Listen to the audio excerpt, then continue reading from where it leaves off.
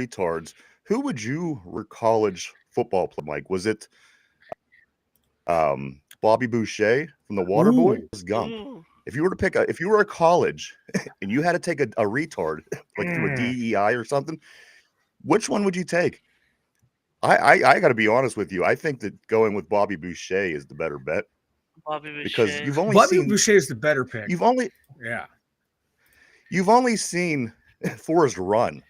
You never seen him get tackled. What happens if he gets tackled? Maybe he gets hurt. Maybe he's I think Bobby Boucher is who you'd have to go to if you were forced to choose a retarded person in I'm college. What do you think? I'm definitely taking Bobby Boucher. He was a killer at middle linebacker. You go 4-3, put him in the middle. He's Ray Lewis on steroids in the middle there. Nothing's getting past Bobby Boucher. One thing you got to worry about with Bobby Boucher is, though, he doesn't know what to do when he gets the football. He tends to give it back to the other team to want to tackle them, giving up a first down there. But we can work on that. That's workable. Now, Forrest is he is your one-trick pony. He's just your kick returner. He is a Devin Hester, game changer, Hall of Famer. But my middle linebackers influence the game more than my kick returner and punt returner. So it's got to be Bobby Boucher all day, every day. And he's going to keep the boys hydrated on defense. You know? Bobby Boucher was just more of a beast. What I mean? He could mix it up. He could get in there, tackle people, whatever. So if I'm taking a retard, if I'm a college team and I'm forced to take a retard, Bobby Boucher is my retard. Derpy, who do you like? Who do you prefer? Do you like Forrest Gump or do you like Bobby Boucher? If you were a college team and you were forced to choose a retarded person, who do you like out of those two? Well, Forrest Gump only ran the ball once in Alabama. That's true. And he's still running. And he's still running. Right. But Bobby Boucher was their complete offense. So I'm going to go Bobby Boucher. You're right, but you know what? But Forrest Gump did get on Alabama. I mean, that's kind of a he was a walk on though. Being a walk on, I'm still going Bobby Boucher. So who ain't Derpy? Bobby Boucher. I think we could all agree. If you were a college team and you had to choose a retarded person to play on your football team, Bobby Boucher, I think everybody picked Bobby, right? Yeah. I'm picking Bobby Boucher. One, he natural talent in the middle backer position there. Bobby Boucher also great student athlete. He was going to classes. He was learning. What we never saw what Forrest did in college. And Forrest is always off doing adventures. You don't know how committed he was to the game of football. He's going to one day decides to join the Army or get drafted to go join the Army. Next day he's hanging out with JFK. The next day, he's out down in the shrimp boat during the storm. I need my players committed to the game. Bobby Boucher is committed to the game. Give me Bobby Bo. Who would have thought? We're breaking down film. Well, speaking of oh, Jesus Christ. My eyes caught the comment as well. Let me get there. Give me a second, Mike. I'm a little slow at things. That was a good speaking of having a retard on staff, Mike, thank you for all handling that. You're welcome. But, we do want to say good morning. Good morning to everybody today on the Two Dumb Yinzers. This is episode 712. Good morning. A lot of stuff going on, a lot of stuff to talk about today. Tortilla Jackson on the board. Good morning, my friend. Tortilla says, I'm going with Shane Gillis at left tackle. I guess if you're going to start going outside of those particular players, but there's plenty if you pick for your college team. As I said, I particularly like Bobby Boucher. He just seemed like a beast. He was, what was he like? Talked about his mom or something. Yeah, his mama. Or talk about his mama. Yeah, the water. It's hydrated, man. What freaked him out? Like, what made him go off? Is that what freaked him out? Though somebody messed with. I don't. Yeah. You don't mess with the water. You don't drink Gatorade. You don't like when the professor was, talking about the medulla oblongata. He was like, "No, that's not what my mama said." And professor made fun of his mama, and Oh, you're wrong, Colonel Sanders. yeah, that's right. He beat up Colonel Sanders looking professor. So You're don't wrong, make fun Colonel of his mama. Sanders. Yeah, don't make fun of the water, and don't make fun of his mama. And you're on Bobby Boucher's good side. Yeah, there you go, everybody.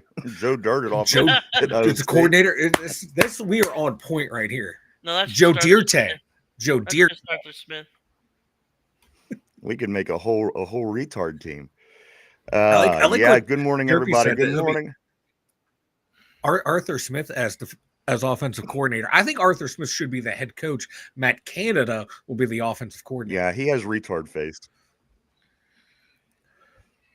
Yeah, I know. It's like Arthur looking in Smith the mirror has when I look at Arthur face. He'd Smith. fit right in. I look at Arthur Smith and I kind of see you. Yeah. Get him a big beard.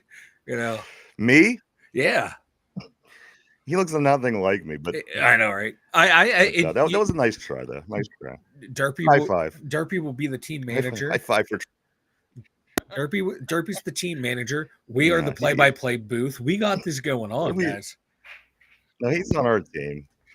Well, anyway, guys, let's get into it. Let's get into it. Good morning, everybody. Again, this is episode 712 of the Two Dumb Yinzers. We are back. It's Thursday. It's the first day of spring. Unfortunately, it's not as warm as the last day of winter. Last day of winter here in Pittsburgh was 80 degrees yesterday, and today it's going to be a high of 60. Wow. Which that works for me. As long as we're out of the winter weather, the winter months, all that stuff's behind us, I'm cool with that. Let's enjoy some spring weather now. We got a lot of things going on here in the spring. We got big March Madness tournament starting today. You got the UFL season starting 1 week from today. You got plenty going on in the NFL. The Pirates opener is next 7 days from now. Penguins still in they're still playing. So there's a lot of things going on, guys. Let's jump into some football talk. Let's try to catch up on some things we may have missed in the past day or so. Guys, we picked up Juan Thornhill. We talked about that the last day that we were here, Mike, and he's going to wear the number 22. He did select his number. He's going to be 22, which takes me to the next point that I want to talk about here. Apparently this morning, news came out that Najee Harris had more to say. He started being interviewed down in Los Angeles with his new team last week. He was happy to be somewhere that had bells and whistles, basically, in a new place down in Los Angeles compared to what it was like here in Pittsburgh. And he went on about that. And you know what? That's fine, because our report card tells us the same thing every year. We didn't learn anything new when Najee opened his mouth. But apparently, the more recent story, what that, Derpy? I said I hope the curse continues where post-Steeler players stink when they leave the Steelers. Yeah, I do too. I mean, you always hope that. But they got a nice thing going on down there, and I think that Najee might have added to what they're trying to do. So anyway, good for them. But Najee ends up coming out. The most recent thing he said was when we were playing the Chargers this year. Mind you, that was the first home game that we played. Najee came out and said, I thought during that game I could really see myself playing for the Chargers. I really like that team. I'd like to play for them. And if that's this, Mike, did we not get 100% of Najee this year? Did we not get, the guy that might have been fighting for a contract? I mean, the guy that, we didn't give him his extension year. He comes out. Yeah. Now says this, that he could see himself. He'd really like to play for the Chargers. And it ends out like, where did he go? The season was over and he went to the Chargers. Yeah. Was that, so I mean, was there a lack of effort on his part? I don't know. But this is, I mean, I just got this within the last half hour. Yeah. If that was his mindset, he was already out the door. He was already gone. Right. The minute that, the Steelers did not pick up that 5th year, instead of hunkering down and proving to this team, like, I'm going to make you regret this. I'm going to go out there and make myself a shit ton of money. No, I'm going to go out there. Oh, this Chargers team who only ran for 61 yards against us. That's a team I can see go playing for that team that only can muster up 61 yards against the Pittsburgh Steelers front seven. Hell yeah, that's the team I want to go play for. Najee's character is being revealed a lot since he's left this team. Also, he was talking about like a lack of leadership on offense because it was a young offense. There's a couple types of people in this world that would notice a power vacuum in a leadership position. Those that will bemoan the fact, and those that will put on their big boy pants and take charge and step up into that role and take that responsibility to get everyone on the same page. And we're kind of seeing the kind of guy Najee Harris is. It's a bells and whistles kind of guy, an easygoing kind of guy going, I want to play for that team that my team is currently playing and whooping their ass. Because, I just want to go over there and play with them. It's just, I'm going to miss, the guaranteed 1,000 yards from him. I'm going to miss the great ball security from Najee Harris, but I'm not going to miss this kind of attitude, apparently circling in the locker room from him. Agreed. Maybe he is the real cancer in the locker room and not George Pickens. To be honest, he's George Pickens that going out there fighting people trying to win. I think that it probably extends more than Najee. All these things you're saying, I think probably happens around the league 100% of the time with players. I mean, guys talk shit. Guys, especially athletes. And you know what? I don't care. I'm happy for him. Hope he has a good life. But as I said, or as you were saying, Mike, we have to find. I mean, he's the all-time rushing leader at Alabama. We have to somehow shoes now. The guy never came. The guy had security. The guy gained us 52 first downs a season. The guy gained us 1,000 yards a season. The guy gained us 7 touchdowns a season. We have to figure out now how to do that. If Jaylen Warren is going to be the guy, and we're going to run a one back and then have our third down guy, he has a lot of ground to gain. He now has to play the other part of the time and try to gain 52 more first downs this year, 1,000 yards total, this year. So I mean, there's a lot, that goes with Najee. I just think overall, whatever his point is, maybe he is pissed because we didn't offer him his extension. I don't know what his deal is, but again, I don't hold anything against him. I'm sure, like at Derpy said, I'd like to see him go to the Chargers and be terrible. Just, you don't want to see anybody go anywhere when, we had guys leave our team to go win Super Bowls, and that bullshit sucks. So, it's kind of all related to me. But Najee Harris, yes, he made the comment this morning. He really, really thought that he could see himself playing for this Charger team, Mike, and that was after the very first home game of the year for the Steelers. Right. It wasn't like it was the end of the year. He wasn't battered and torn. There wasn't, all the controversy. No, this was very, very early in the season. Yeah, as we, as the team was winning, it wasn't like you said at the end of the year when everything was falling off the rails. It's like the team was starting to roll at this point. We win 20-10 over the Chargers, doing whatever we wanted against them offensively. And he's thinking, yeah, this is a team I want to go play for. A team that struggled to run the ball and throw the ball against us. It's just weird that you're thinking that in the middle of a game, middle of a competitive game too. And it's just a wild thing to say. And, I will give Najee credit, and I've always given him credit for this. He's not afraid to speak his mind, and that's refreshing to hear as a fan of sports, because a lot of these guys, they don't want to say what's on their mind when it comes to the game. They don't want to ruffle any feathers or anything. But, Najee's never been afraid to speak his mind. And that's one of the things I really like about him. He's not afraid, to say what's on his mind, and that's better than a lot of athletes that just talking cliches. I want to say good morning to Corey Beavers. Good morning, my friend. Corey says, good morning, fellas. Did you guys hear the ESPN take that Tyler Show is one of the top talented QBs in the draft? I did not. You know what? I really, it's tough this time of year because everybody's one of the best. Everybody's raising the charts. Everyone's going down the charts. I just try to hold on and not fall off at this point. But I could believe it, though. Tortilla says Najee is going to have his first season under 1,000 yards. He wants to talk shit about our equipment, but it kept him looking tough. Watch him get injured this year, and we'll see how the new nice stuff is, the new sheet, if you will. Also, he says our does suck, no doubt, and we get too many injuries on our team. And I think this one hits the nail on the head. What Corey says next, he says, sounds like Naj was pandering to the LA media and the fan base, which would make a lot of sense. Let's be honest. Do you think anyone was excited to have a running back that averages 40 to 50 yards a game? He has to play the political game now. And I also do want to say good morning to Roger. Roger, my man on the board. He says apparently he isn't afraid to speak his mind until after he's left. So again, I don't think Naj is any different than anybody else around the league. I just think that this one hits home, of course, because he left our team and he went somewhere else and he likes it better. And I think a natural reaction for guys like us, the fans, the people that support and love our Steelers, to think the way that we are. But I don't think that this is really out of ordinary. I think if you went around the league and watched all the press conferences when somebody leaves their team, you may get similar stuff. I just don't pay attention to everybody's press conference.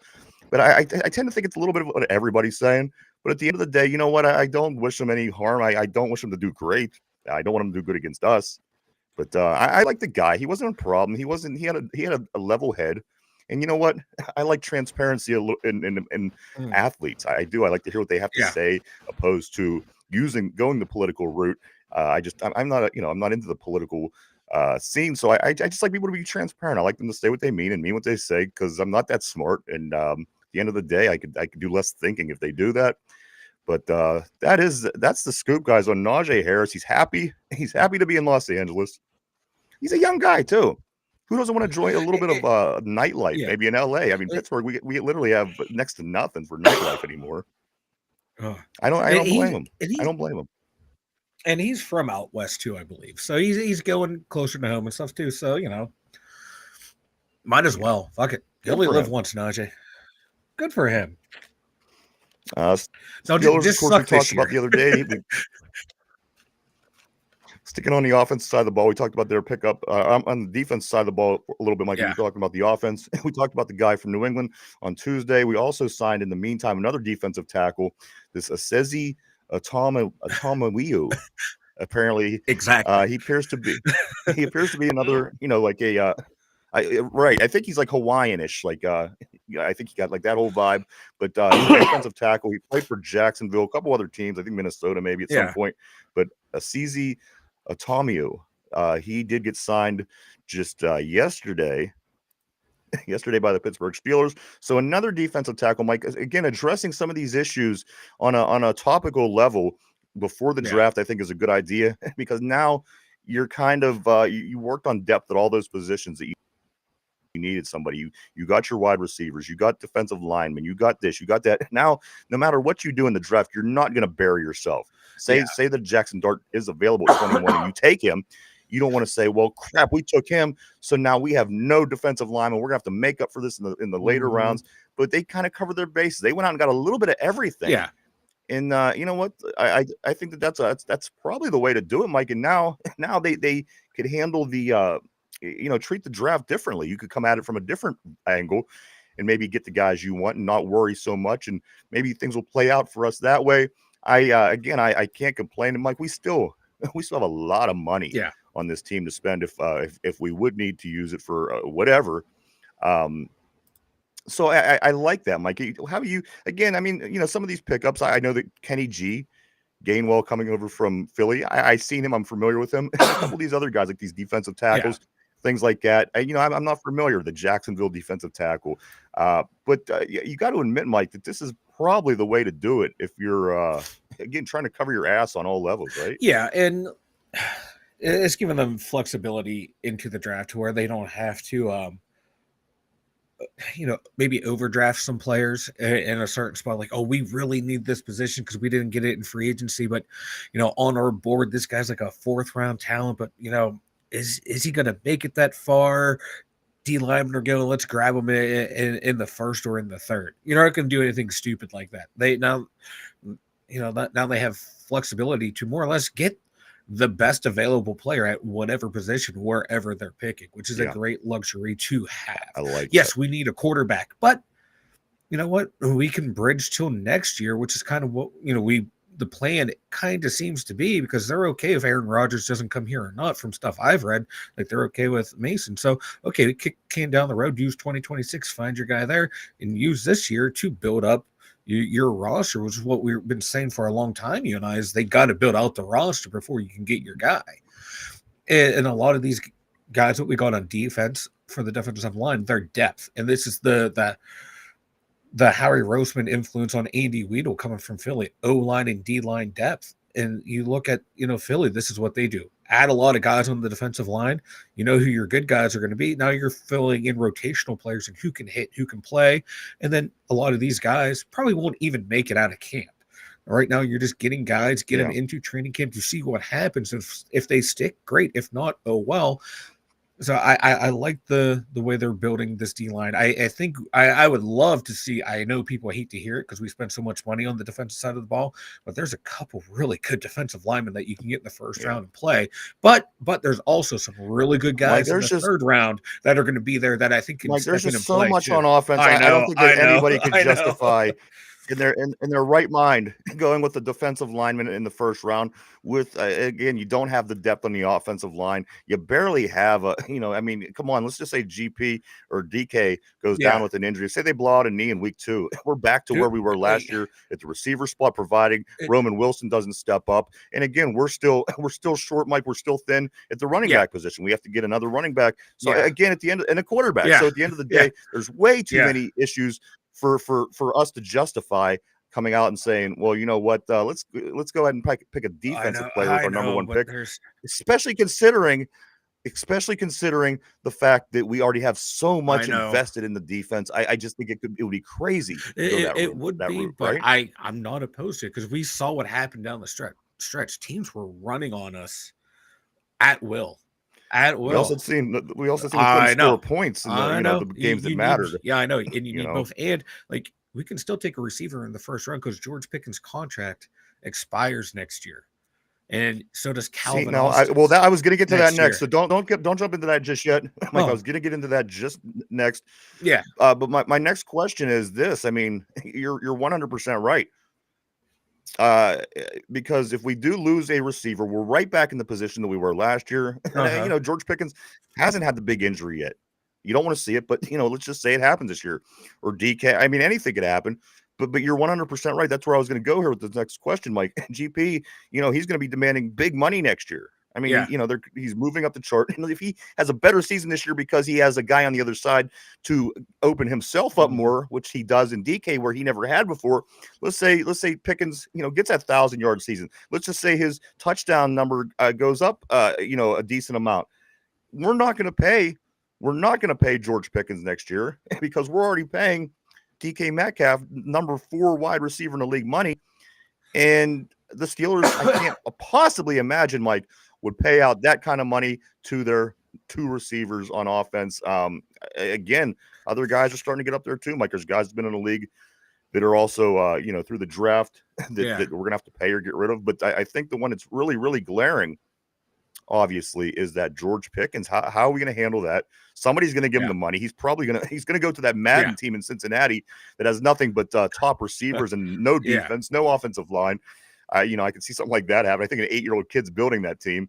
But that's going to be a big hole to fill, Mike, especially what we just went through. We didn't have a wide receiver at that, the other spot last year. We finally got it.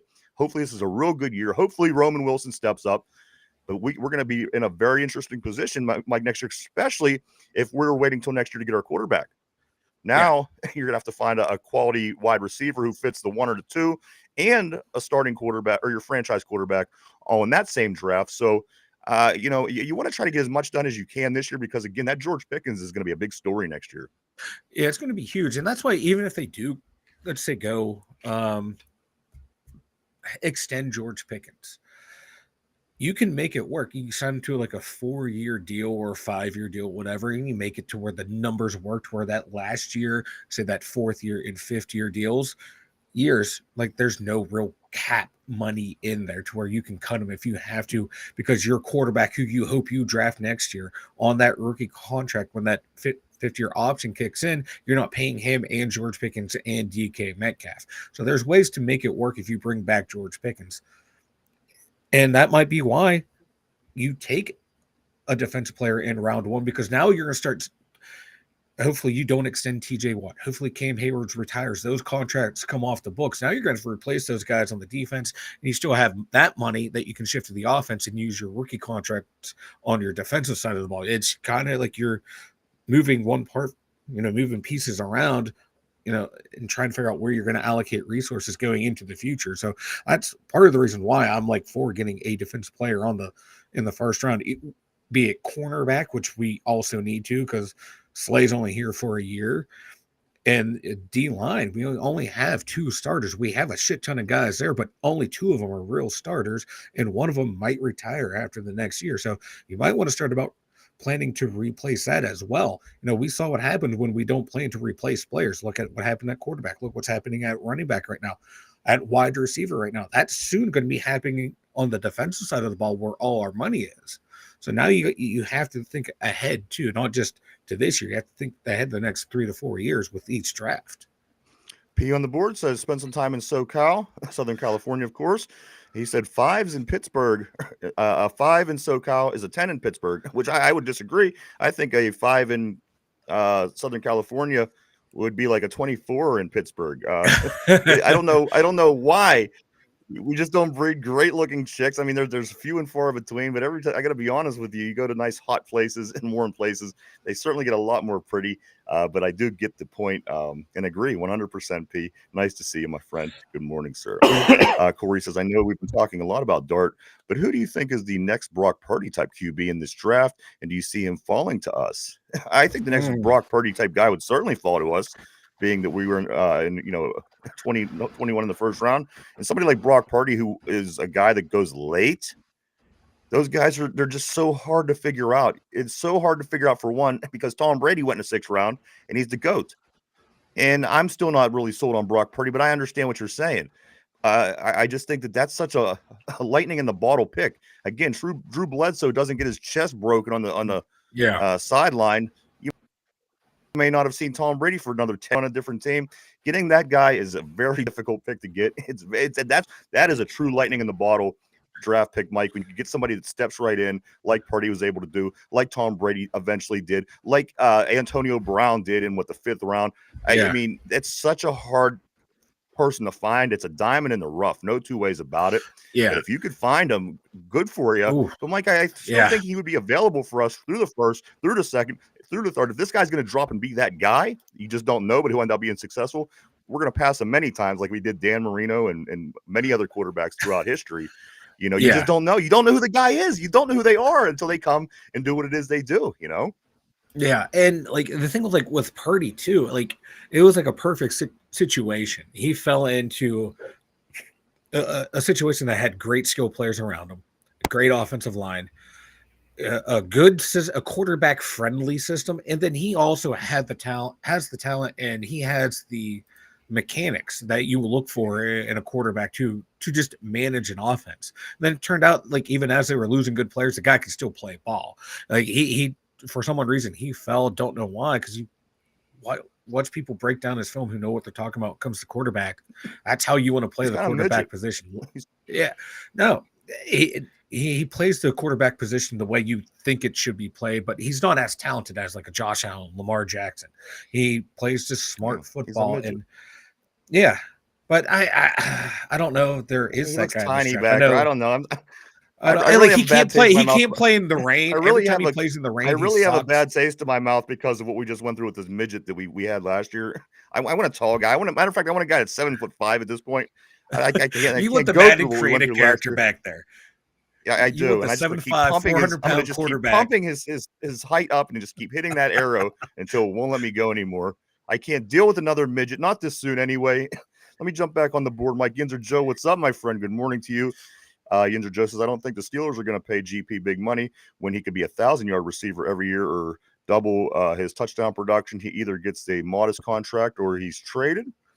I think so too, guys. I don't think we're going to pay him. I think somebody will. I don't think George Pickens will be around much longer this season. Maybe that's about it, guys. Let's go to Corey. Corey says, I think we are filling in DTs with a bunch of one-year contracts so we can take a wide receiver first overall. They'll let GP walk, and then when it's time to pay the rookie, they'll let DK walk and and take the next number 2. That's an interesting take, not out of the question. P says Bengals are going to set the record for the. Okay, Bengals are going to set the record for regular season 4th down conversion. Maybe they are built for that. They're not built for any other thing that goes on through the course of a football game. It's going to be interesting to see how that plays out in Cincinnati. We get them twice. I don't. Their defense is worse this year. It's going to be worse this year than it was last year. I love this. Games are going to be high scoring. Hey, we even scored in the 40s against them the first time last year. So hell yeah, we did. Maybe that'll play to our advantage. Roger says, Ginger Joe, I agree. He's probably traded, but his lack of production is directly related to our QB play. And people will see that. People know what George Pickens is worth. They do around the league, of course. Tortilla Jackson says Brady Cook. Yeah, Richard Jankowski. Missouri, yeah. I see flashes of good things about him, right? People talk. They like Brady Cook, right? You know what seems to me about? I haven't heard a lot. He has that name too, Mike. Mike, Brock, Cook, Purdy, Tom, Brady, Cook. Maybe this is, you get that guy that name. Maybe who was the guy? Brady Quinn that Cleveland took in the he was terrible. If he would have, listen, hear me out. If he would have been around in the 6th round, maybe somebody would pick him up and he would have had that great career. But you know how things go when you get drafted by Cleveland for one. But come on, Brady Cook. That's a name of a Mr. Irrelevant, if you ask me. He does have the name of Louisville quarterback's interesting me. Fuck that Louisville quarterback. Fuck I keep hearing about him. 95 years old. He's hurt all the time. Kept getting beat out at every program he was at before he was getting hurt. But he's 6'5". He's 6'5" and can't move in the pocket. When you have defensive tackles running a 4.8, 4.7. You need a quarterback who can move in the pocket. He doesn't have to be able to run around, but has to be able to move and slide up and down the pocket. And then this guy, you watch the film, he drifts back, throws off his back foot a lot. I just don't get the love affair with him. He's Brandon Weeden 2.0. I'm going to watch a little bit of Louisville tape. That is one that I didn't get caught up on. Maybe I'll do that today. I'll watch a little Louisville, see what we got going on. Good morning to Richard Jankowski. Richard, he says, I agree. There needs to be a height minimum requirement here in Pittsburgh. Yeah, right. You got to be a certain height to get on a roller coaster. Why don't you got to be a certain height to be a professional athlete, a quarterback, Jeffrey Fried, what's up, brother? Good morning. Good morning to you. He says, afternoon, Yins. Always great to see you on the board. Let me move up here a little bit. Yinja Joe, Roger Murray, you're right, but the lack of QB play is irrelevant by the organization standards. They'll just tell him to do better, step up, and earn a bigger contract. And let's see, Tortilla says he'll be the next Purdy, maybe, depending on who falls. We need another quarterback with a porn star name. That's right. That's right. But that's what I'm talking about. That's what I'm talking. Porn star name for a quarterback, baby. Colt McCoy. Oh God, Pete. Oh, Colt McCoy. There's a guy who he says. Colt McCoy had the life as an NFL backup. My man was living large, making money. Cole Trickle. I can just go listen off weird names all day long. The next half hour. Let's do it, boys. Buck Naked. We'll take him if he's available. Guys, but you always are talking about the organization, about a couple comments ago, I believe it was Ginger Joe. Hey, what's up, Double O? Good morning to you. I do want to, I'm touching on Jalen next. It's going to actually be the very next thing I'm going to talk about, Mike. But here, talking about the organization momentarily, Dan Rooney passed in 2017, and that's when the playoff streak ended. I mean, we haven't won a game since Dan Rooney died. He died in 2017. They haven't won a playoff game since. What's that, Derpy? That's crazy. That's a wild stat. That is crazy. They need to do a fucking seance and bring his ass back to life or some shit. Well, guys, Mike, you might want to consider this. Draft picks from the 2018 season. Now, he died in 2017. Terrell Edmonds, Devin Bush, the trade year. We got Minka, Najee, and Kenny Pickett. I mean, you're now looking back on this team where none of these guys are on the Steelers. So, I mean, I think it's a little bit of everything. I think it is organizational. I think it is coaches. I think it is the players. I think that, we said this, Mike, from day one, there needs to be some changes that goes on this football team. Yeah. So we're going to let them go ahead and do what it is that they do for the next year or so and see how we turn out. If it's 10-7 and we get knocked out of the playoffs, or who knows what it's going to be, then we'll be able to base it off of that. But Mike, that's what we basically, that's what's going on here. They're not drafting good. They're not doing anything good. The Steelers are not doing anything exceptionally well. The Colbert's latter half of his career from that Terrell Edmonds draft, which I contend if Terrell Edmonds was a second round pick, was a great pick. Najee, if he was a second round pick, great pick. But they were picked around. And if he's a fourth or fifth or sixth round or seventh, pick, they picked Kenny Pickett number one. You see what I'm saying? That's where we're at. I think it was a third round pick. Good pick. We missed out on Creed Humphreys and Trent McDuffie in the Najee Harris draft. I think it was, and those two won 2 Super Bowls, key guys to 2 Super Bowls in Kansas City that we could have, but we took Najee Harris and Pat Freiermuth. It's like frustrating, but yeah, Kevin Colbert's last couple drafts. I like that draft. I got to be honest. From Terrell Edmonds to Kenny Pickett, those draft classes set us back a solid running back in the NFL. The other guy is a solid tight end in the NFL. That's I hated the least. Again, I mean, Mike, Kenny Pickett, a hometown favorite. They didn't have to take this Kenny Pickett as their number one pick that year. That's crazy to me. The fact that now looking back, how did they get to the mindset where they thought Kenny Pickett was the best pick that we should have had that year? Again, me as a Pitt fan, I love the idea. I lobbied for it, as a lot of people in Pitt did. But the fact that this organization went that route, took Kenny Pickett, come on. There's not a lot of great things going on right now. And who's going to be the one to bring it all back together? I don't know, but something's got to give, Mike. Yeah. And not to be like, I didn't like the Kenny Pickett pick when it happened, but not to defend their thought process. When you look at the way he was playing that year, he was playing lights out. He had a great pro day, had a great combine and you were thinking, okay, mapping out the potential, but it's like they kind of ignored the first half of his Pitt career, which wasn't that great. He had that season that he had was one of the best seasons I've seen from a college quarterback. He just wasn't able to keep that magic running. He had a magical senior year. Can you imagine if he had Jordan Addison? We see it. Yeah. I would have loved Jordan Addison. Yeah.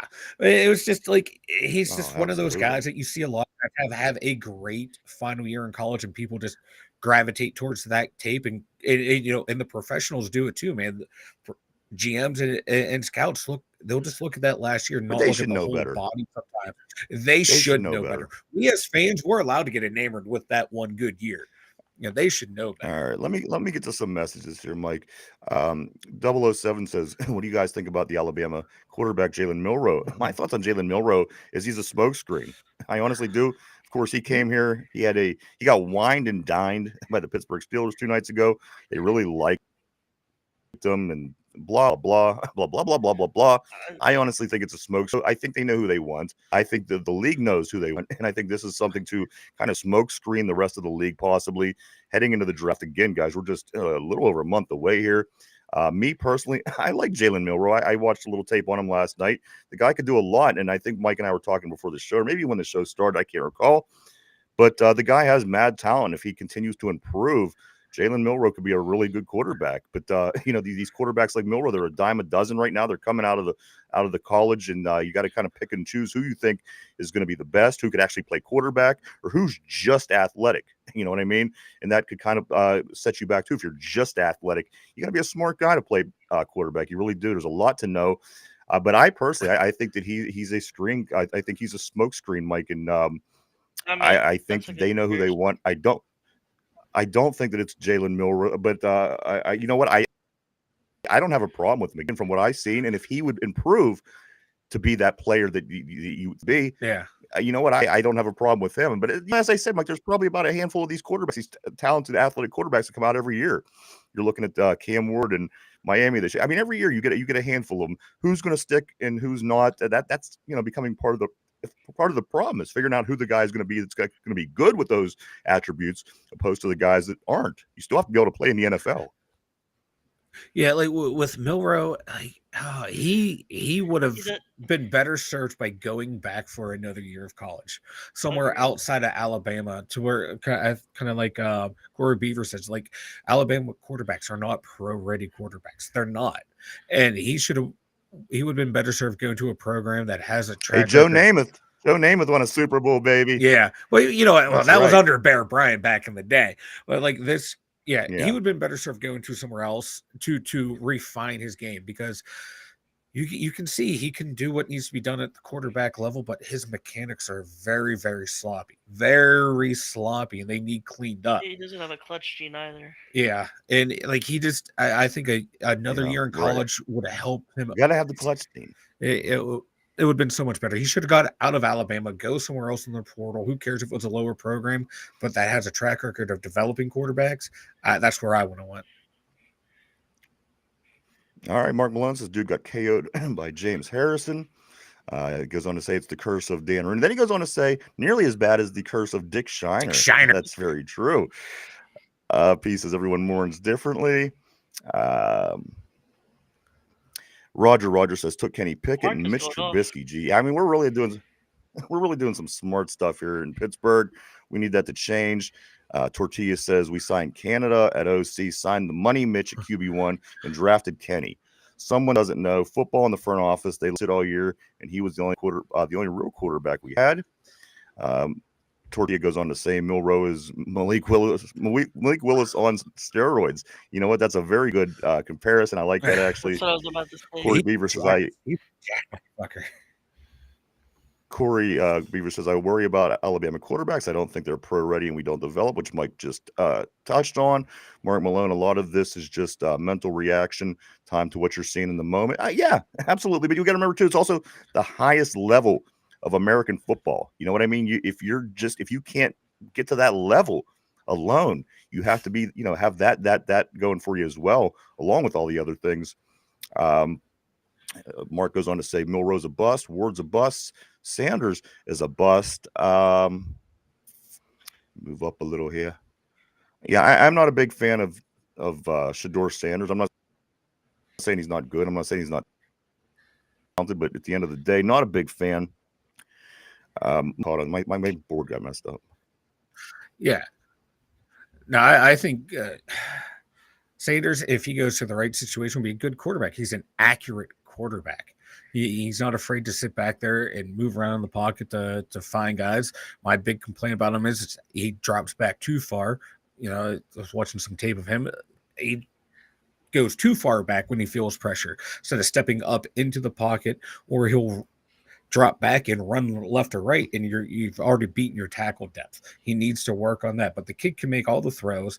Kid's an accurate quarterback. He's a good football player. He's not overly athletic. He's not going to, remind you of Josh Allen. He's not going to remind you of Lamar Jackson back there. He's not that fast. He's faster than Byron Leftwich. He's probably like in the Big Ben mold of scrambling. Would do enough for what you need. I think he's a bad quarterback. Mike, I think a Subway sandwich is faster than Byron Leftwich, but that's just Byron Leftwich. It was so much fun to watch him run. But I don't think Sanders is going to be a great quarterback. I think he'll be, like a top 20 type quarterback. But these guys are going to go into some. I just think his dad had so much to do with his career. Mike, I don't like guys that have their daddy helping them, and he just done so much for his son. I don't like to see that in college. I want to see a kid that goes out and shows that he could turn into a man and take this $1 million career. I don't like when daddy's involved like that. It happens in high school. It happens when you're a kid. You see it. I don't like it then. I don't like it now. Wherever they end out, I think that Dion is going to be there. He's going to be a pain in the ass. Again, if he's not good for him, at the end of the day, the only problem. I've just never been a fan of that situation. Is Dion. Like Shedeur and Travis Hunter need to get just out of his shadow. Don't let him hover over you. You just go, like you said, gotta go be your own man. But and that's such an unknown. You don't know if that's going to happen. Yeah. Well, no, I think Shedeur. I think he'll be a fine quarterback, but not a franchise quarterback. Cam Ward has the best shot of being, being a franchise quarterback with the talent and the attributes that he has. I mean, the teams he's going to go to are Pieces just. two would be a great hit if he. Pieces two would be great if he could take a hit, which is I don't know how many more hits that guy has in him. I'm going to be honest. Oh, I feel bad for that dude. I'm worried hang for it the up. guy. Mark goes on to say there's no first round quarterbacks this year. You know what? I agree. Ultimately, I agree, but there are going to be guys taken. I mean, you know who they are. There's three that I think are going to definitely go in the first round, but we will see. Mark Malone says unless you're in Cleveland, goes on and says I would use to get it. Let me see what this is. To get a guy that shows arm strength and decision making skills that needs a little bit of coaching. We don't need flashy. We need competent. Yeah, we do need competent here. Justin, good morning. Good morning to you. He says Dart or Howard. I'm sticking with it. I'm a Dart guy. I'm right there with you on that one for sure. Yinzer says if we don't get Dart or Show, we're doomed. So I mean, the Dart seems to be like the common denominator with a lot of people, but you're starting to see a lot of those other names as well, saying, well, maybe the Show, maybe Howard, maybe the list goes on. Tortilla says Show in the third would be a perfect fit behind Rudy. Ewers the fourth, Howard in the fifth. All of those are great picks. Mark Malone says he's a short man. P. Morton says the Mannings. Got Arch coming up next year, guys. Could be something you might want to keep your eye open for.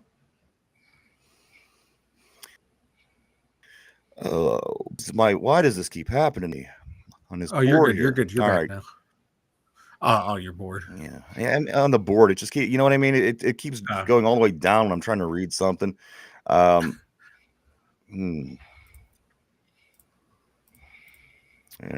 we at? Here we go, Mike. I know where I'm at now. Okay. Tortilla says Dart is going early, second most likely. I think you're right. I think so. I hope it's at the 21st and the first, but that's just me. User Joe says Sanders in the NFL is like LeBron in the NBA. Daddy's getting them a job, then they fail.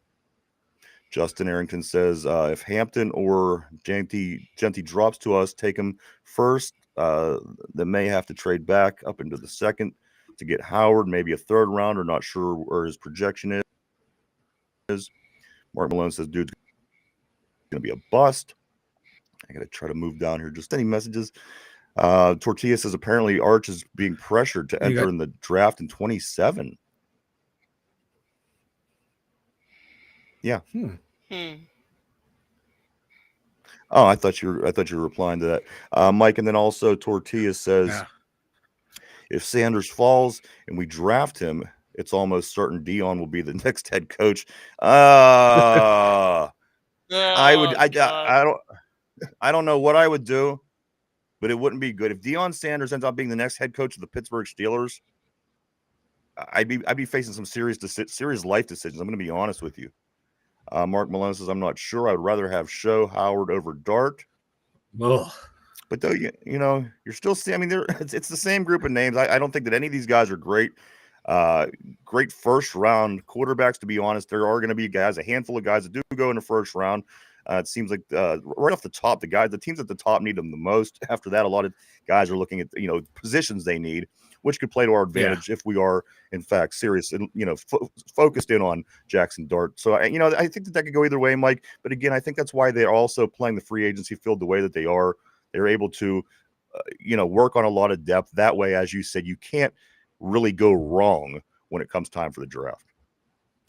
No, just keep building your team and then eventually find the quarterback. Like Pittsburgh doesn't have to reach right now to find a quarterback. It just, there's if you think next year's crop is better than this year's, don't draft anyone this year. Ride Rudy. Rudy signed a 2-year deal. You have him for this year, you have him for next year too, to be your a bridge quarterback. It's okay to have a bridge quarterback start for 2 years until you find your guy. I haven't even looked into who's free agent quarterbacks going into next year anyway. So there's a lot of options, and quarterbacks get overdrafted because it's the most important position. That's why a lot of these guys that should be taken in the second round are getting picked in the first. So if you think one of these is your guys, go get them. I might not like who we go get, but if it's someone that if they think it's their guy, go get them and ride it out and see what happens. That's like you That's can't my really take fault too, them Mike. for the Kenny Pickett. I didn't like the Kenny Pickett pick. It didn't work out for them, and they moved on. There's nothing wrong with that. Sam Frame did it too with Trey Lance. They traded 3 first-round picks for him. They're like, shit, man, this ain't working out. Let's get rid of him. We fell into a Brock Purdy. Screw it. Let's run it back with him. So just don't be I'm a firm afraid. believer. If you want something, you go get it. Go get it. Yep. If you want it, And you if go it works, get it it. They could works. go get it. If you want Jackson Dart, use some of your picks, make some trades, move up. Yeah. If you want it bad enough, go get it. Yeah. Mark Malone says, no, I'd wait till the 3rd or 4th. Tortilla Jackson says, just draft a quarterback every round, then teams will have to prepare for 7 quarterbacks a game. That's that's an interesting theory, and I think that the Bengals might be the first team to pull something like that. Again, the way they're building that team over there, you have 3 guys of amazing talent and 19 other 18 other guys that are starters that aren't quite as good. Look, I got the mock draft already. This is my Mark Malone mock draft. And as I said, Mike, the way that Cincinnati keeps doing this, they just have no defense. I love that. I think the Steelers are going to have pretty good success against the Bengals and the Browns in the next few years. Just the way they handled some of their moves and what they're doing. But they like the flashy style in Cincinnati, I guess. Kind of mind blowing. Again, this is a team that never figured out how to win a championship in this league either. So that tells you something. They can win with that offense that they have, but of their skill position players, but they have to hit every draft pick on the line, on their offensive line and in their defense. They cannot have a single miss anywhere in their drafts. And I don't know if they have the front office to do that. Like that's, Kansas City was lucky. They were building that defense with a lot of draft picks that hit on rookie contracts. Can Cincy do it? Probably not. Tortilla said Milroe could play running back as well. Yinzer Joe says no, the Steelers need to draft a quarterback every year from now on. This is the only way to get out of quarterback purgatory. As crazy as it sounds, it's not that crazy, actually. Corey Beavers, wide receiver in the 1st, running back in the 3rd, and then quarterback and swing tackle and defensive tackle seems to be the path they're working toward. I could see Amika, I could see Scadaboo, Ewers, and whoever's available at tackle and defensive tackle after that in any order. I'd never draft Sanders, Mark Malone says. I agree. I wouldn't either. Mike, go ahead and finish up your thoughts on this. More Steelers lines, but we do have to get caught up because we're moving right along. This show's flying today. Flying. Kind of like Corey Beavers, receiver round 1, then running back round 3. I would be opposed to trading down in round 1 from the mid-20s into high 20s down to low 20s, maybe even down to pick 30 if that gets us a 2nd round pick. Like I would do that because you can still get a 1st round talent at wide receiver, get your running back in round 2, and get a better defensive tackle in round 3, or get a good D tackle in round 3, and you still got 3rd round running backs there that should be able to start for you. Like I really think that the Steelers should trade back. If Jackson, if they want a quarterback and he's not there, just trade back in the draft, get more picks this year. Mike, can we just go back to the days from 2001 to 2007 where our draft picks looked like this in the 1st round? Casey Hampton, Kendall Simmons, Troy Polamalu, Ben Roethlisberger, Heath Miller, Antonio Brown, and Lawrence Timmons. Can we just go back to these days for a couple years? I mean, come on. We hit on every single 1st round draft pick in that particular time. Like every one. Not one of those guys wasn't around for a while. Not one of those guys didn't make a big impact on this team. Mike, can we just have a few drafts like this? Would be nice. Hopefully we can. Hopefully. I'm hoping. Because those were touch on this one killer real quick, drafts. because we did get heavy on Aaron Rodgers early in the week. I'm not trying to do that today. Just a couple things. The comment that Cam made on Tuesday. He says, I ain't doing none of that. I ain't doing none of that retreat. I don't need any of that crap. Either you want to be a Steeler or you don't. You know what? People have multiple, different opinions on this. I feel the same way. I just feel that he's being a pain in the ass. I don't know if he's even doing it on purpose. I think that he's just a pain in the ass of kind of. But that's where I'm at on that, Mike. Cam, and who knows who else in the NFL feels like that? Teams around the league could also have that same feeling because, again, loyalty means something to these guys in the locker room, and this guy's going to be separated from Rudy. He's going to kind of be isolated. He's going to come in and he's going to do Aaron Rodgers things. And again, I don't know how good that is for the locker room, Mike, but that's kind of and also the news come out on Tuesday that the Vikings and Rodgers is a no-go. So at the end of the day, Aaron Rodgers could very well, where I thought that he was probably going to go to Minnesota just because of how it benefited him with the experienced team, 15-2 last year, a plethora of weapons at the wide receiver position, a line that blocked in a team that made Sam Darnold look like a superstar. I thought this is hook, line, and sinker perfect for somebody like Aaron Rodgers, but apparently that is a no-go. No Vikings and Aaron Rodgers guys. So the saga continues. Yeah, no Aaron Rodgers. I think an ayahuasca retreat would do Cam Hayward well, though. Maybe it will open up his mind to like realize that games still get played in the playoffs, and you got to show up for those too. I think an ayahuasca would be retreat would be great for me. I don't care what Cam Hayward does. I'm going to be honest, Mike. But let's talk about some other news around the league. Yeah, Jameis Winston met with the New York Giants on Tuesday, so they are also, kind of got your back against the wall in a way. You got to, you want to kind of know what this guy's doing, so you know what you're doing.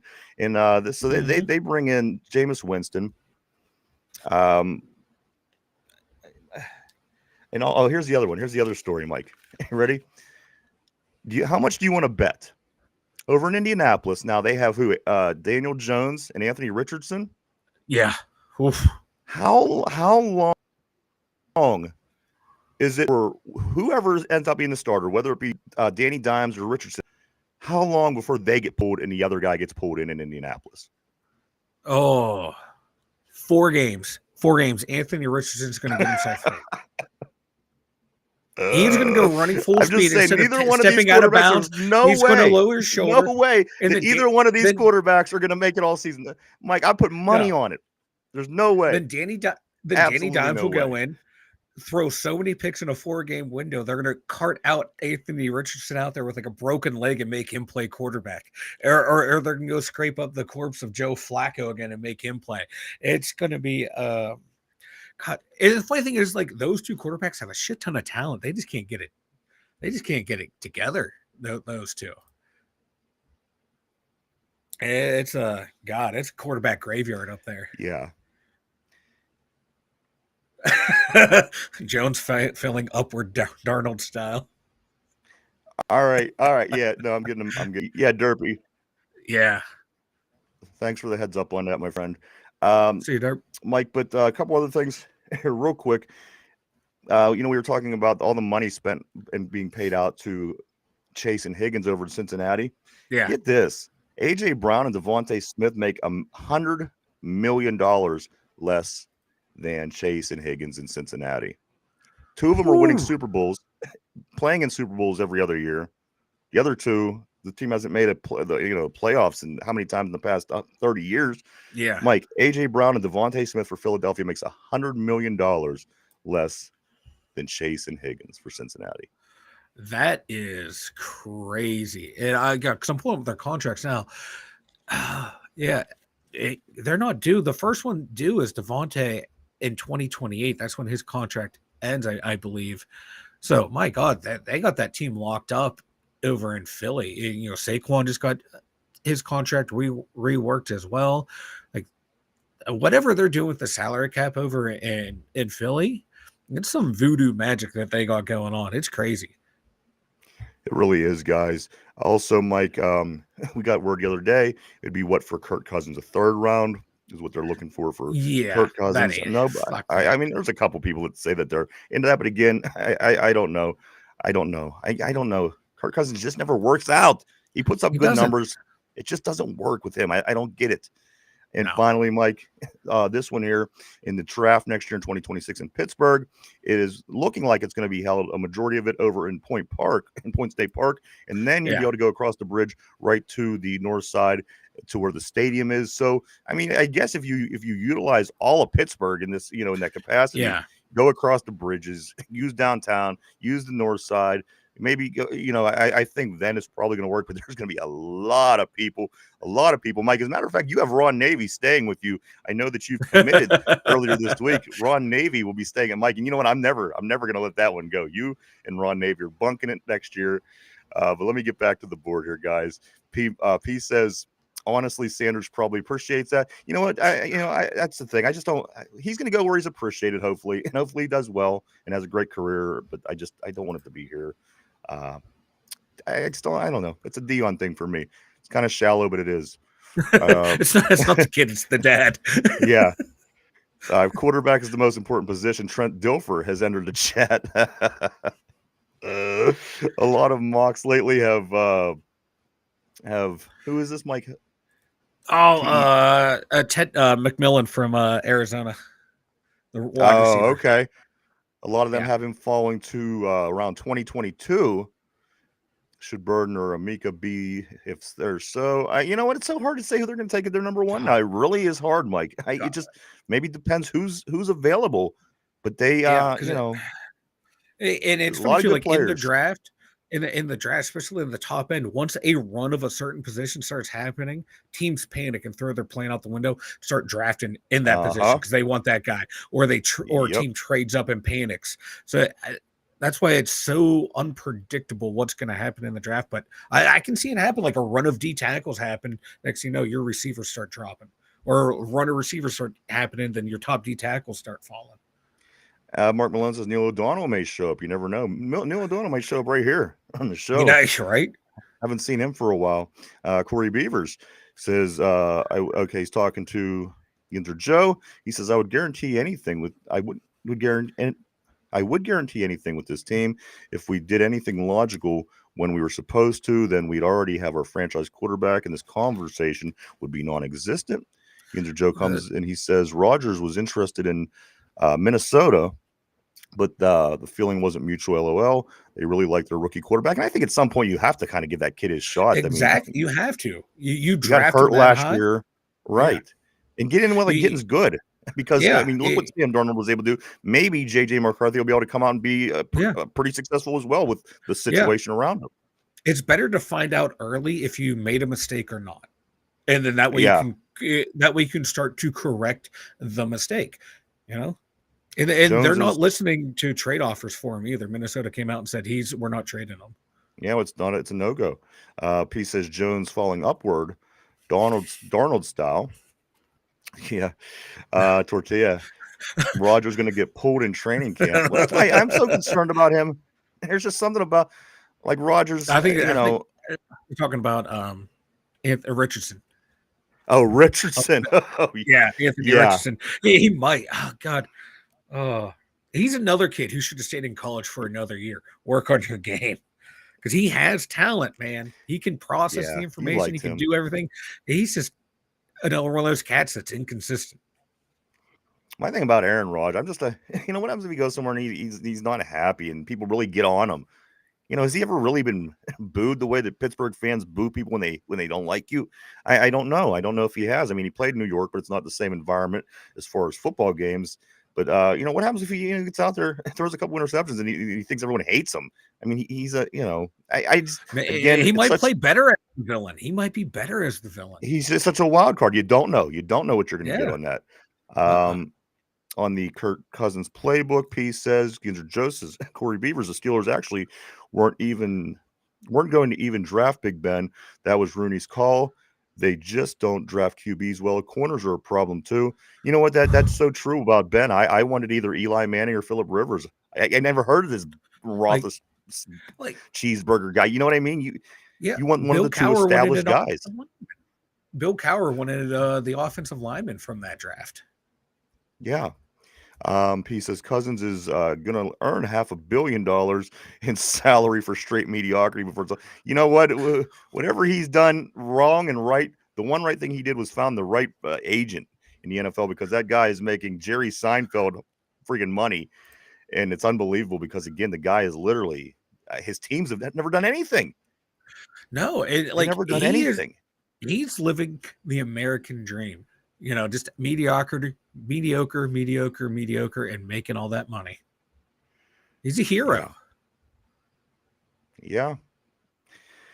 Mike, we do got to move along a little bit here. Of course, today, the actual starting of the NCAA tournament does kick off. We did have the play-in games, the first 4 games over the past couple days, Mike. On Tuesday, it played out like this. Alabama State knocks out St. Francis 70-68. St. Francis, obviously, one of the 2 teams from Pennsylvania. None of them are Pitt or Penn State, which is weird that St. Francis and Robert Morris is now representing the Commonwealth. But, Mike, Alabama State did beat St. Francis 70-68 for the 16th seed, and North Carolina blows out San Diego State for the 11th seed. They beat them 95-68. Yesterday, St. Mary's, they beat American University 83-72 for that 16th seed, and then Xavier beat Texas 86-80 in a really good game for the 11th seed. Sean Miller, of course, the coach for Xavier from right up the road at Blackhawk High School, a big, well-known basketball family here in our valley, the Millers.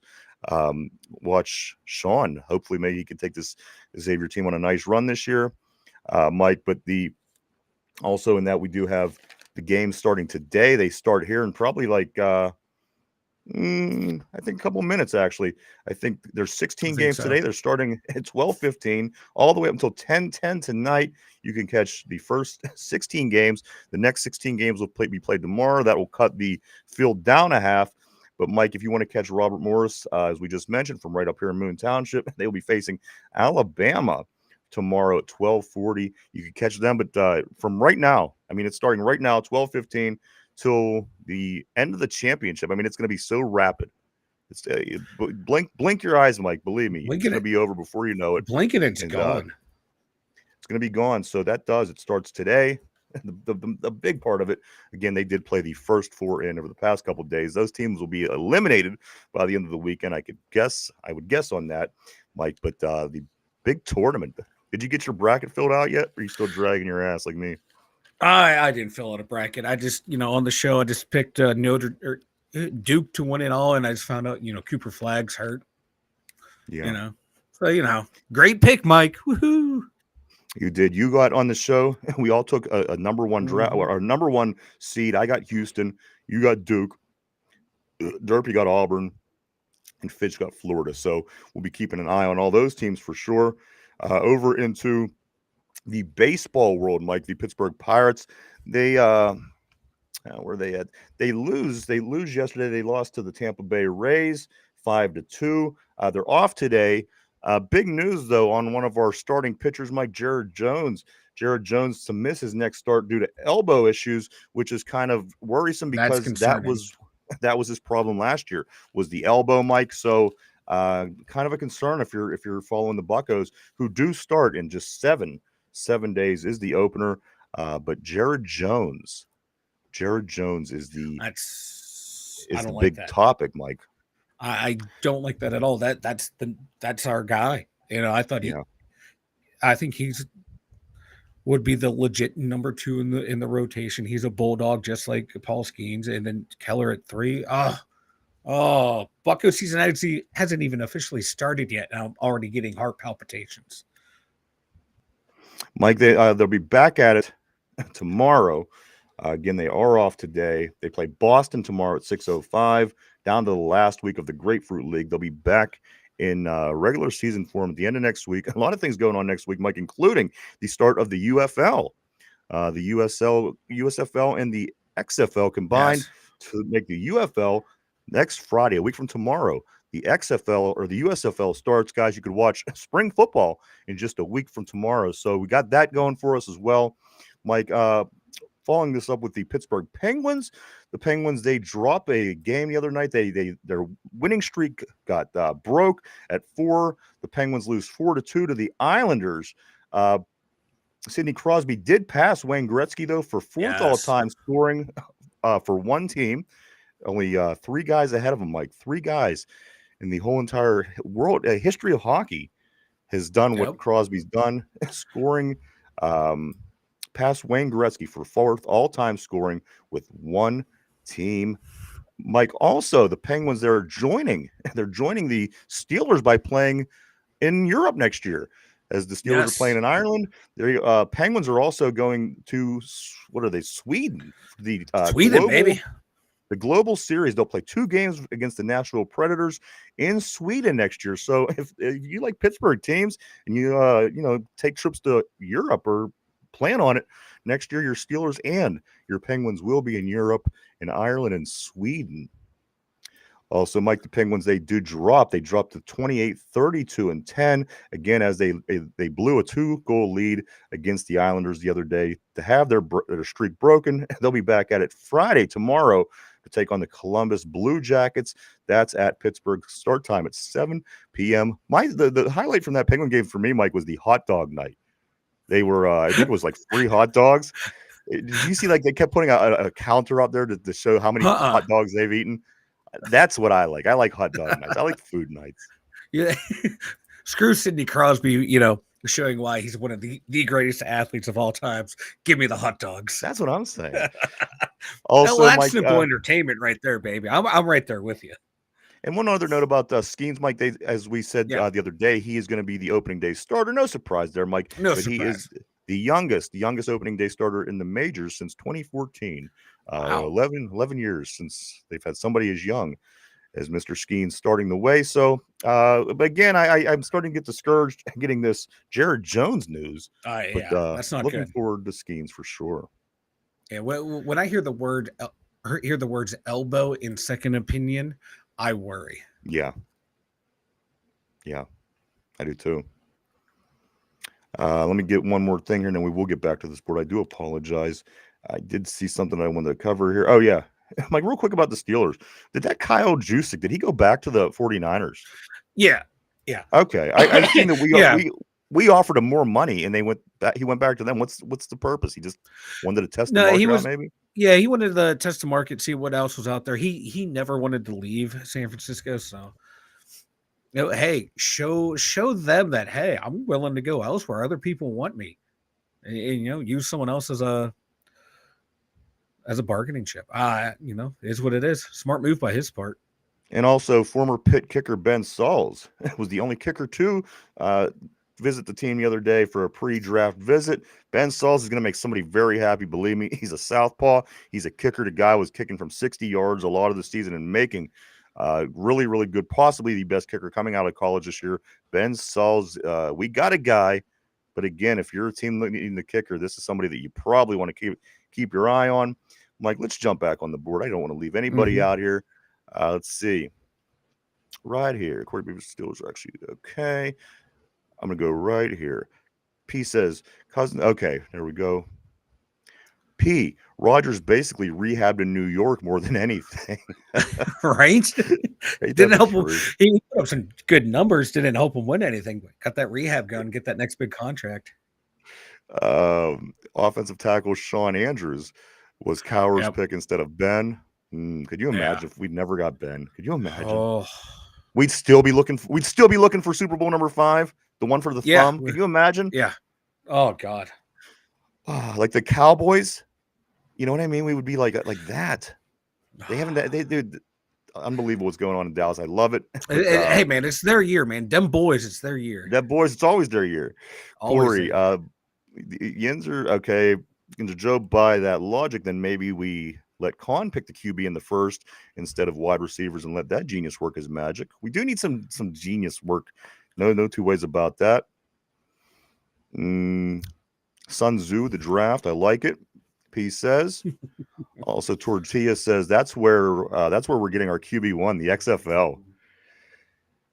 Hell yeah, baby! Which comes it comes to something funny that I do have, but I don't know if we're gonna have the time to go over. But just kind of keep that in mind. Quarterbacks in the XFL, UFL, things like this. In case I do have time, like I will come back to that. But I do have something interesting about these quarterbacks coming from the spring league.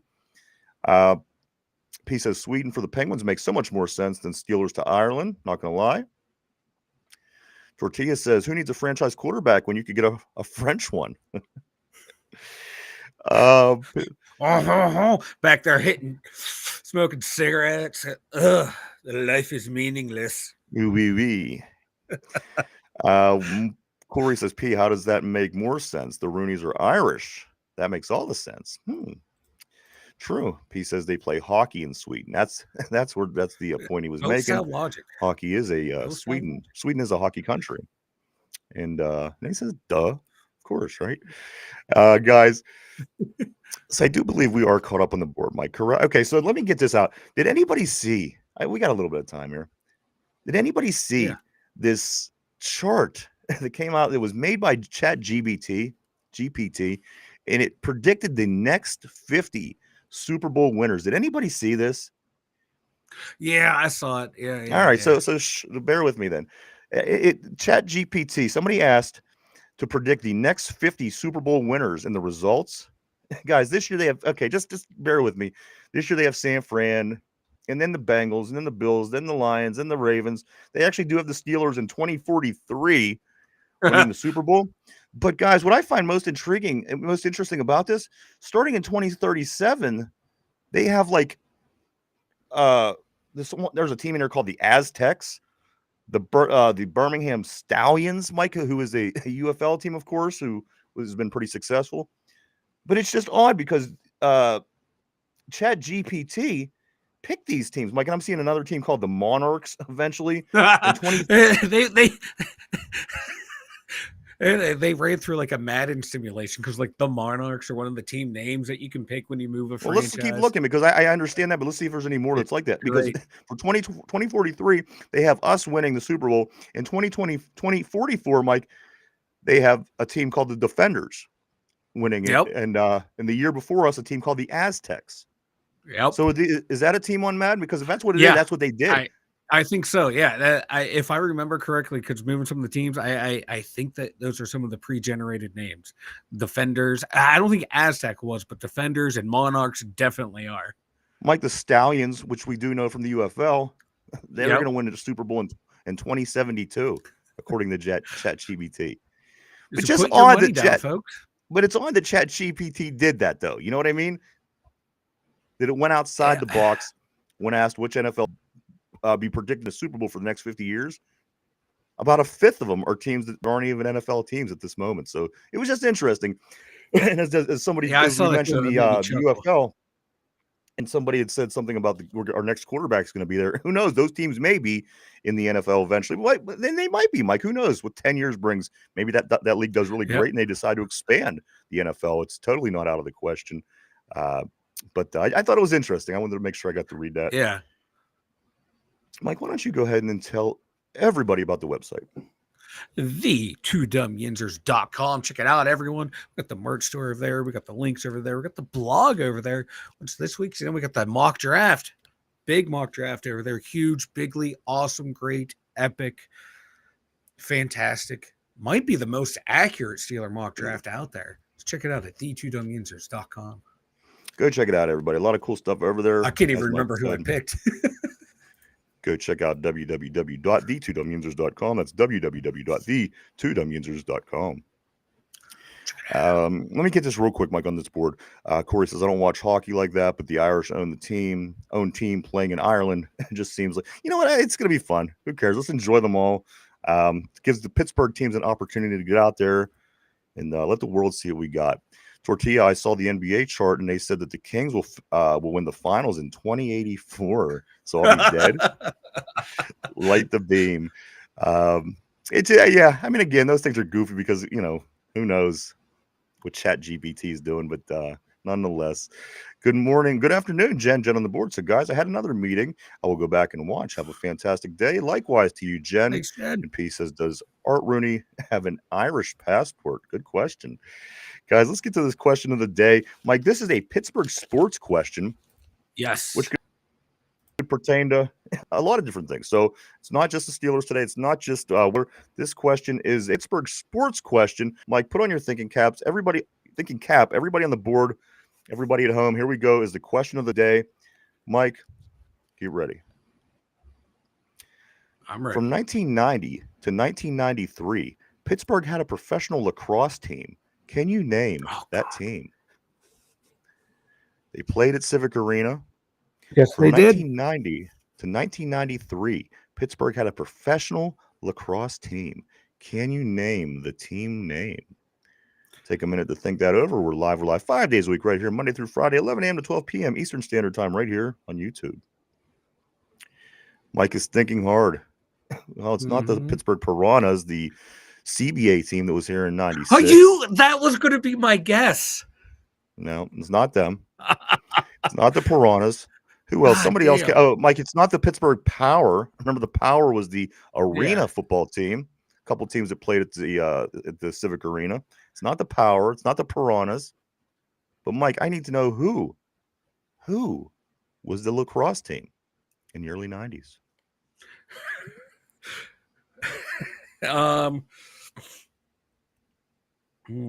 God damn.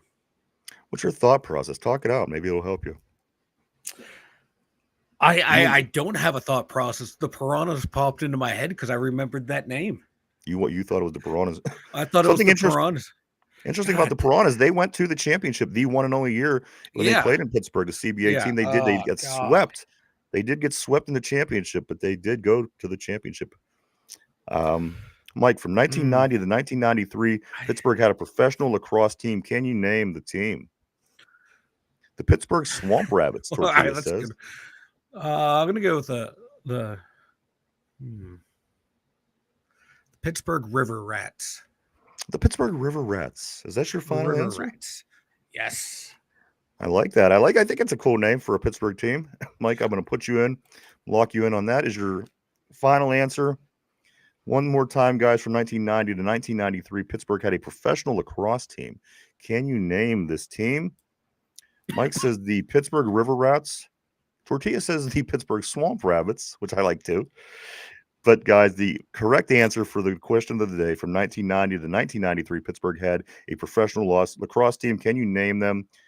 I know there's somebody listening right now yelling at their phone. The answer, guys, of course, the answer was they were the Pittsburgh Bulls. The Pittsburgh Bulls. They didn't go with the PS or the PP like most Pittsburgh teams do. Yeah. They were the Pittsburgh Bulls, unlike the Power and unlike the Piranhas, who did go with the P. Mike, the Bulls. There was two brothers that played in the league around that time. Their last name was Gates, and that was like the big name back then. I did follow this lacrosse briefly back then, and I do remember it was fun. It didn't last long. Like I said, it went from 90 to 93. Nonetheless, it was a chance to watch lacrosse here in Pittsburgh. The Pittsburgh Goons, the Goons, Tortilla saying on the board. My couple off stories. The pierogi that got injured in the pierogi race apparently is suing. The pierogi is suing for getting injured. I don't know the whole story. Maybe they got tripped or something. Remember how the sausage, when Randall Simon hit the sausage over the head with the baseball bat in Milwaukee about 20 years ago? Yeah. Well, apparently there's more issues. This pierogi is suing because they, you know what it was? There was a mat on the ground. And when they started to run, they slept on the mat. Yeah. And got injured. So the pierogi is suing. Also, Mike, I don't know if anybody saw this. Tracy Morgan vomiting all over the basketball court at Madison Square Garden when the Knicks played the Heat the other night. Mike, that was the best shot of vomit I've ever seen in my life. They got the whole stream coming out of his mouth onto the ground. Perfect shot. If you like seeing people vomiting everywhere, Tracy Morgan, of course, did vomit in Madison Square Garden the other night. Everywhere. First row. Yeah. Well, poor Tracy Morgan. He hasn't been the same since that Walmart semi-truck almost killed him. Yeah, that's right. Yeah. And finally, Kennywood is bought by Dollywood. Dollywood, the same company that owns Sandcastle and all these other places. They buy our amusement park right here in Pittsburgh that has rides like the Steel Curtain.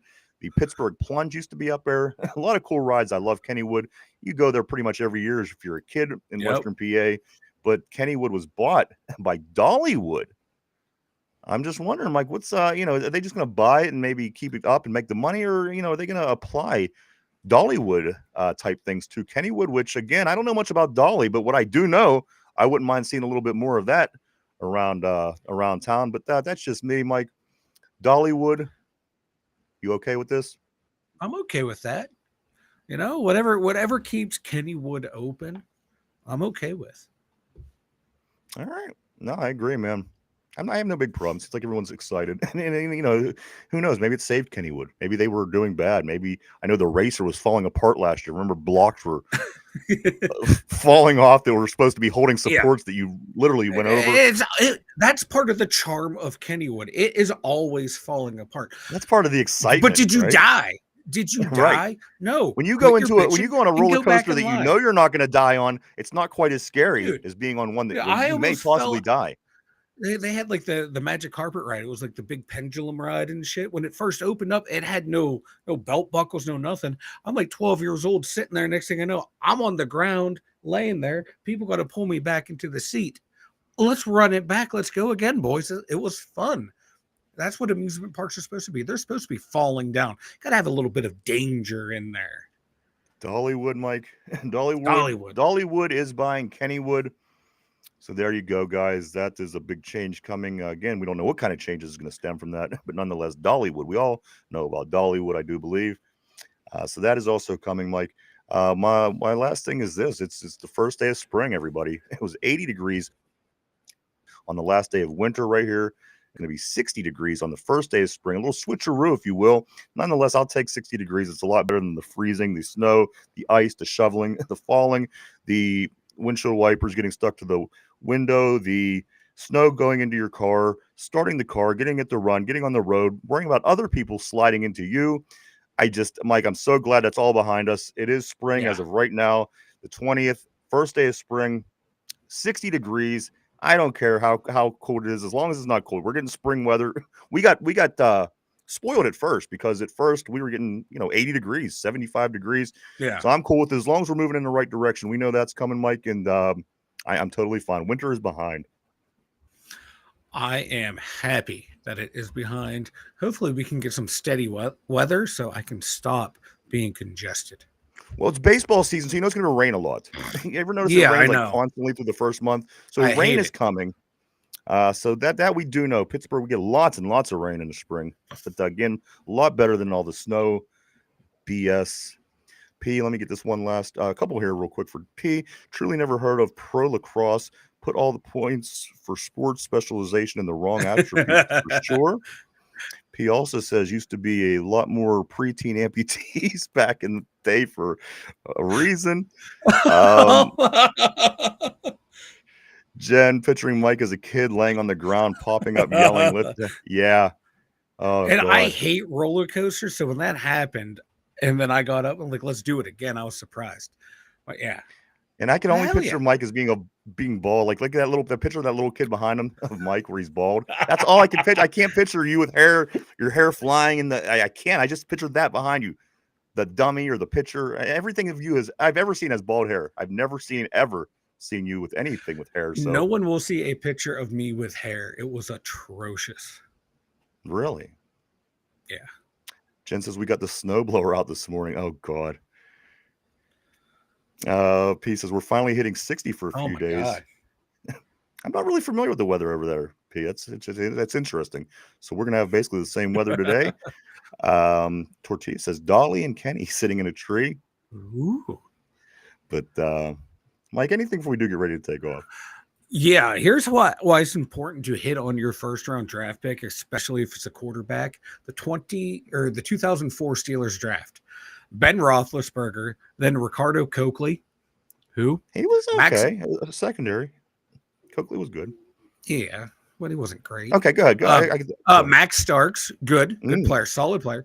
Then Nathaniel Abidi, then Bo Lacey, Matt Kranchek. Yep.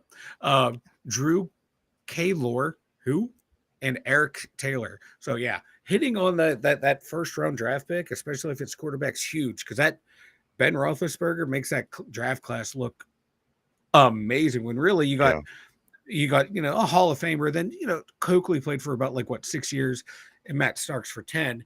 But if Ben would have been a flop, and those next two picks were your standouts from the draft, it would have been a terrible draft. So yeah, that's why it's important that if you draft a quarterback in the first round, you better hit on them. You know, that's the way it seems to me. Every time the Steelers draft, it seems like the first 3 picks are always picks that I'm very happy with. And after that, it's guys you have to start to learn and know who they are. Right. You just don't, Yep. you know. But yeah, Mike, I do want to say, everybody, I do want to say thank you for checking us out, hanging out with us this morning, afternoon, I guess you could call it now. We do appreciate each and every one of you. We really, truly, honestly do. We wouldn't do it without you. Thank you so much. I do want to say thank you to everybody on the board. You guys are always awesome. You guys always keep things interesting here on the show, and everybody at home. Maybe you're at work, maybe you're in the car, maybe you're at the gym, wherever you may be. We want to say thank you. And we appreciate you hanging out with the Two Dumb Yinzers. Mike, we will be back tomorrow at our regular time. There's a lot of things going on between now and then. We do have, of course, March Madness well underway, started about 20 minutes or so ago. But it continues today all the way. The last game goes up to 10:10 starting tonight. So that's going to be around midnight. So if you love college hoops, you love the March Madness tournament, it's on like Donkey Kong. It goes today at least for another 12 hours or so. And then it'll be right back at it tomorrow, all through the weekend. Robert Morris, Mike, they do play tomorrow. They play Alabama at 12:40. That'll be a game that we'll be certainly interested in here in Pittsburgh. Also, Xavier getting the win in the first 4 game yesterday over Texas, 86-80. Coach Miller is from right here in the Valley as well, just right up the way at Blackhawk High School. A big basketball family, of course. Mike, the Pirates, they'll be playing, I think they're off today. Okay, here it is. I think so. The Pirates, they'll be, the Pirates are off. They'll be playing Boston on Friday at 6:05. The Penguins, they play also Friday at 7 o'clock. They play the Columbus Blue Jackets. Mike, but of course, the big stuff, as always, we'll be following everything, every move, every whistle, every beep, every sound about the Pittsburgh Steelers, about free agency, about the draft, and everything black and gold. So we'll certainly keep on all that. And we'll be back in the next, our regular time tomorrow to go over all that. And get ready to head into the weekend, Mike. It's just everything is adding up again. Opening day in baseball is a week from tomorrow. The UFL starts a week from tomorrow. So this really picks up this time of year. Of course, we know everyone loves Steelers, and we do too. That's always number one. But there's so much, Mike, so much sports to keep occupied with, which is one of my favorite times of the year, Mike, because there's just so much. It's hockey, it's Pirates, it's this, it's spring football. It's so a lot of fun, guys. A lot of cool things to keep up on. And as I said, we'll be here tomorrow at our regular time to talk about all that and more. Mike, anything else, man? Speak now or forever hold your peace. I got nothing but thanks for everyone tuning in. It was a great show today. Loved it. Absolutely. Thank you so much, everybody. Again, we'll be back tomorrow, Friday, at our regular time. We hope to see you all then. Everybody have a great day. Enjoy this first day of spring. Hopefully the weather is nice where you're at and you can enjoy it. We're going to try to do the same. But we will be back tomorrow, guys, to wrap up the week. For Mike in the Steeler Central Mobile Studio. For myself, the Two Dumb Yinzers, Derpy for sure. Of course, he left a little bit ago. And the Two Dumb Yinzers, I do want to say thank you and have a great day. We'll see you tomorrow. Bye-bye.